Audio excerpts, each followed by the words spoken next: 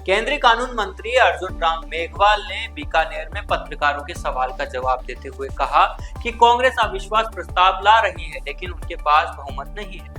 उन्होंने बताया कि लोकसभा में राष्ट्रपति के अभिभाषण पर नेता प्रतिपक्ष को बोलने का अवसर मिला, लेकिन उन्होंने पूर्व थल सेना अध्यक्ष की पुस्तक के अंश लेकर आए, जिससे विवाद बढ़ गया। मेघवाल ने कहा कि बीजेपी भी राहुल गांधी के खिलाफ अविश्वास प्रस्ताव लाने की तैयारियां कर रही है।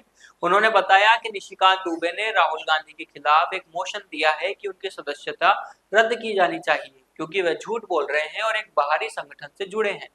मेघवाल ने एआई के बारे में कहा कि भारत इस क्षेत्र में लीड कर रहा है और उसका उपयोग बिजली सेक्टर में चोरी रोकने और अन्य क्षेत्रों में किया जा सकता है।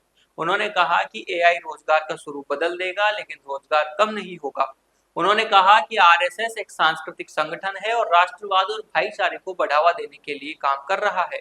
उन्होंने कहा कि पीवीएम में भ्रष्टाचार के आरोपी की जांच की जा रही है और दोषी पाए जाने वालों के खिलाफ कार्रवाई की जाएगी।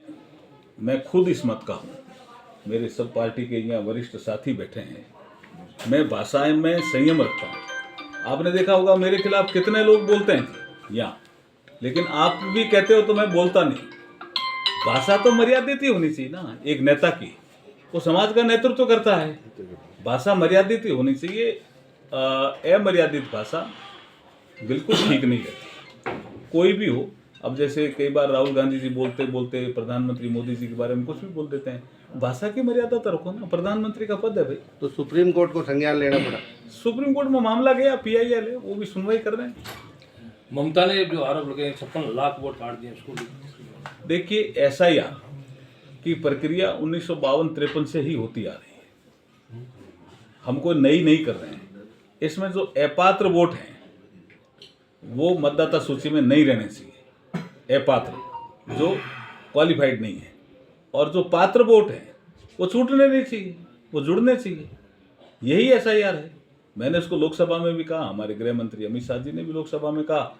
उनको लगता है कि हमारे वोट काट दिए। अब वो नागरिक नहीं है। सपोज करो कोई आदमी आया बांग्लादेश से, बंगाल में रह गया और नागरिक नहीं है, उसका वोट कैसे होना चाहिए साहब, बताओ मेरे को। उसका वोट तो नहीं होना चाहिए।